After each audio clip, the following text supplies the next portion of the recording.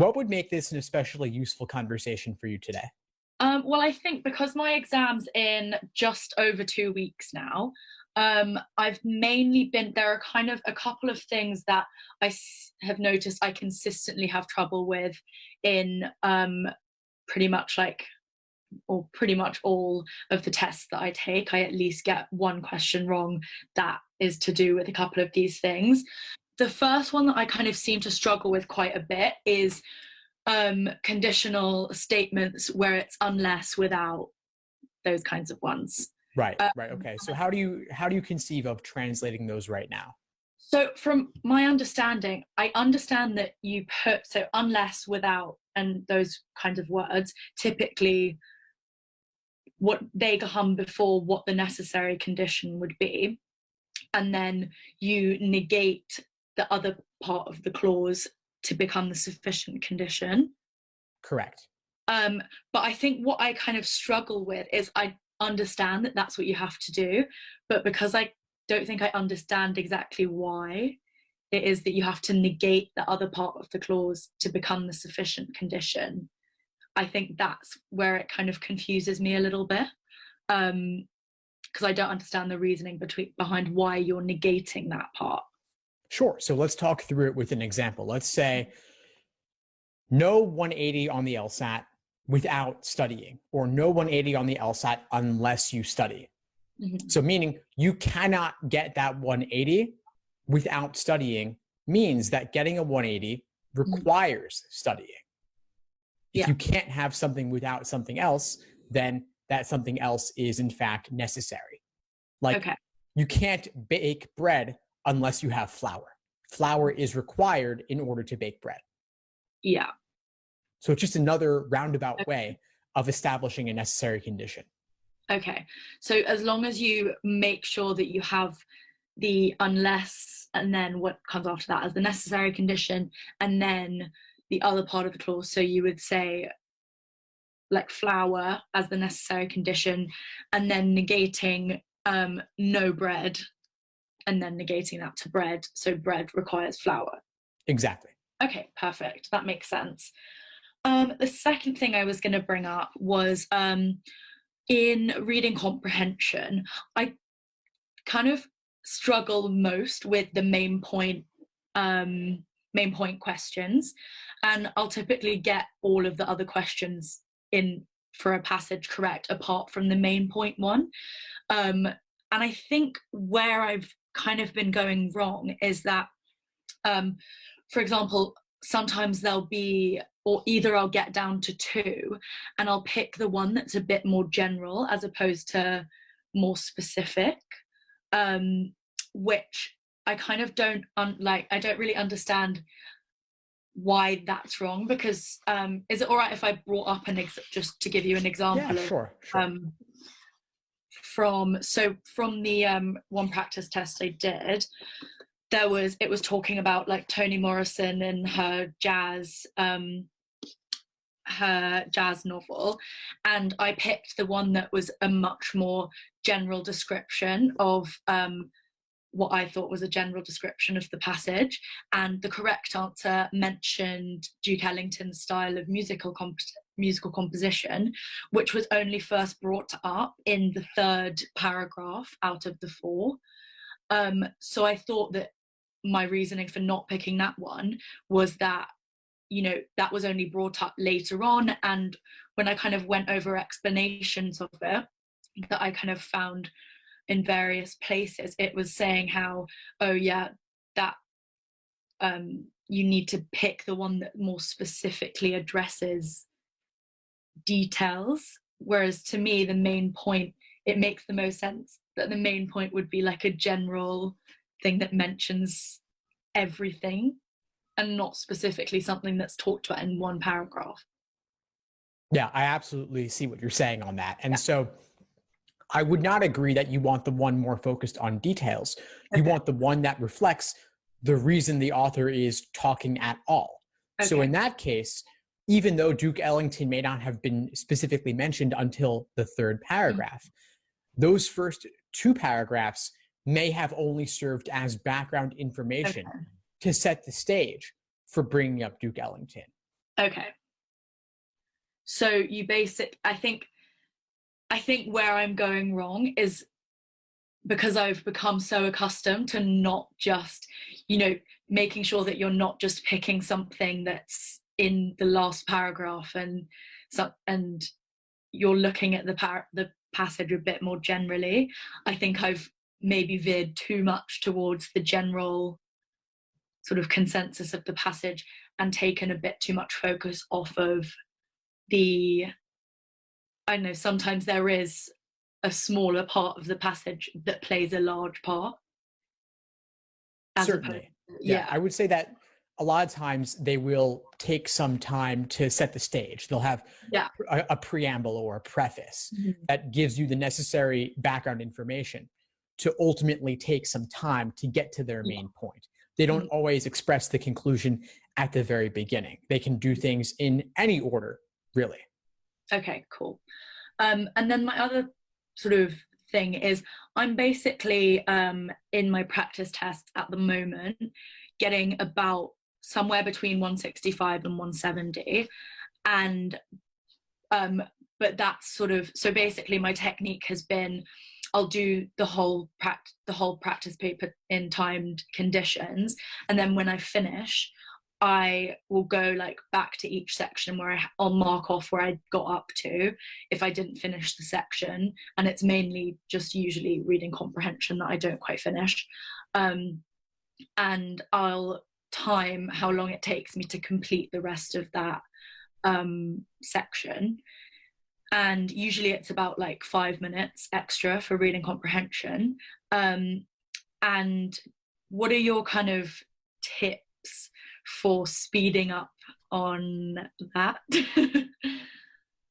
Speeding up on reading comp in general? Yeah, well, are you doing the digital LSAT or the paper?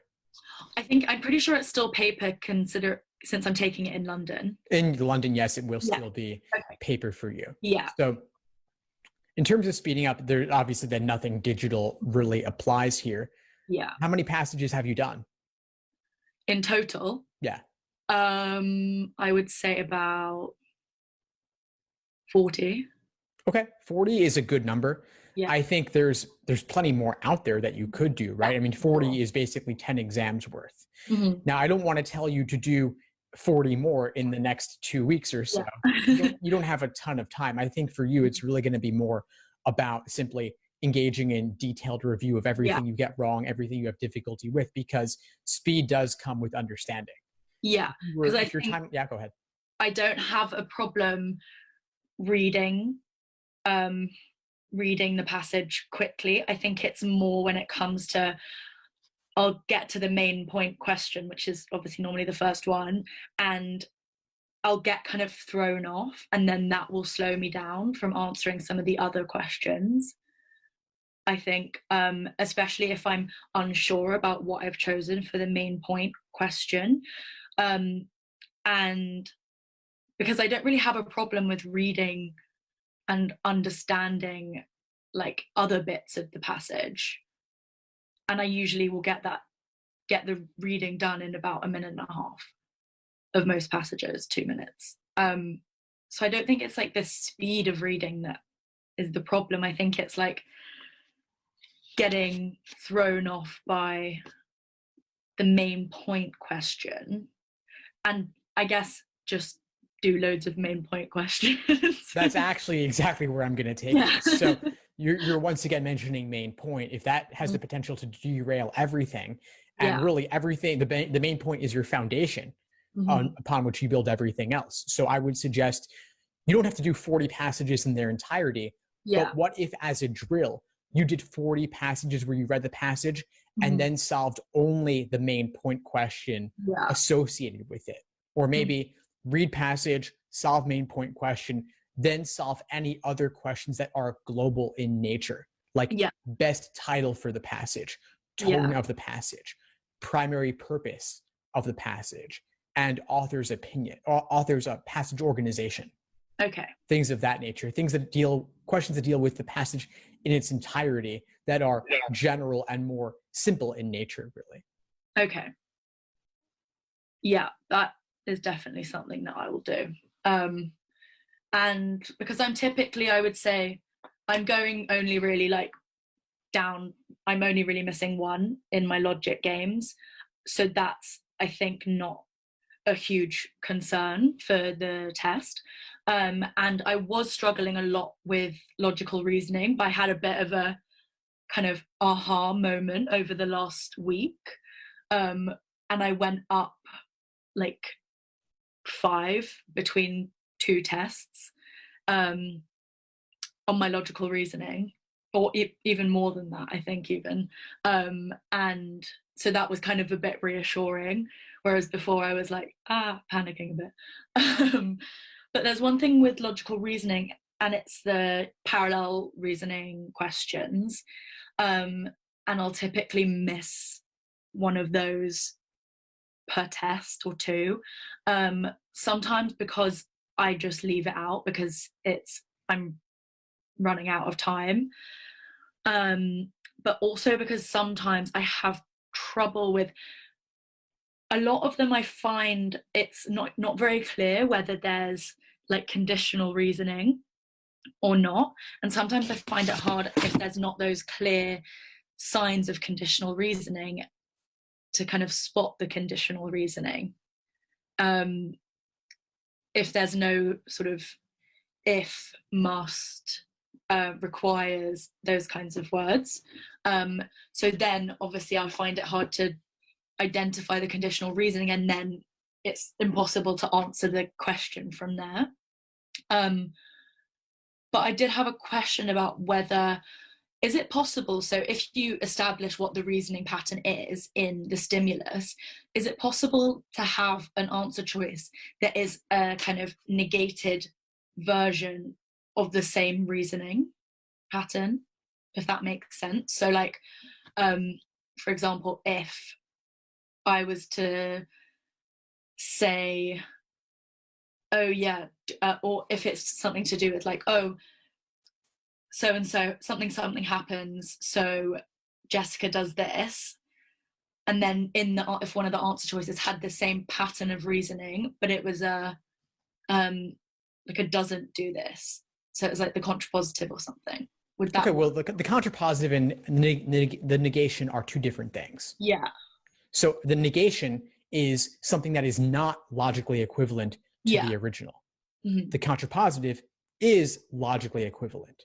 Yeah. So could the contrapositive be the correct answer if the original was the original formulation? Theoretically, yes. I don't typically see that very often, though, for a parallel reasoning question. I would see that more so for like a must be true or other type of inference question. Yeah.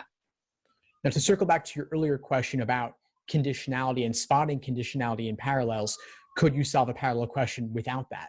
Typically, what I find is that parallel reasoning questions where conditionality is at the center of your focus, what you really have to look at, it's very blatantly obvious. Okay. And so I wouldn't be overly concerned about it if you don't have those indicators. If you don't have those indicators, there's probably something else going on that you're better off focusing on, like the degree of certainty in the conclusion or the category of things they're discussing. So rather than saying all people in general, they could say all people who study for the LSAT. So they're narrowing the scope or qualifying their statement, limiting it further. Okay, that makes sense. I would look to match those things instead. Okay, perfect. So if it's not clear that it's, causality or conditionality that is the heart of the reasoning, try and sort of maybe look for something else. Yeah, look for something else. You can either match those specific things, again, degree of certainty and category of things they're discussing, or if you can form some abstracted general principle from the stimulus and then apply that to the choices, that might work too. And then for parallel flaw questions, it could be as simple as recognizing what is the flaw. Yeah. Either it's a classic logical fallacy or failing to consider some kind of thing. Yeah. Okay. Perfect. I just had one really, really short question, if that's okay. Sure. With conditionality, is like inverse and converse the same as mistaken negation and mistaken reversal? Yes, they are. Okay. I just wasn't sure. I thought they were, but I wasn't sure whether it was just interchangeable terms or not. Yeah, they're totally interchangeable. Perfect. I think that's all the questions I have for the moment. I kind of tried to narrow them down a little bit, but I think that's all for now. But thank you so much for your help. My pleasure, Emily. Before we sign off, what would you say is the biggest insight you got from our call today? I think probably when we were talking about the reading comprehension and just the way to go about practicing it in a way that's sort of time efficient and will be helpful to me. Because I kind of was thinking, do I do it, just read the passages and do I have to just do so many full sections of reading comprehension, or is there a way, because I find it's not as easy to drill certain types of questions that I'm struggling with as with logical reasoning or something like that. So that's really helpful to sort of think of it in a way that's just attacking the main point and then any other global questions. Awesome. Great. Well, I'm glad I was able to help. Please keep in touch. Thank you so much. And let me know if I can help in any way as you move forward. I will. Thank you so much. All the Happy best. New Year as well. Same to you. Bye. Bye. Thanks for tuning into the show. Please subscribe if you haven't done so already to be notified of new episodes as I release them. And feel free to reach out if you need anything at all as you move forward with your prep. I'm happy to help however I can. In the meantime, I'll wish you all the best and take care.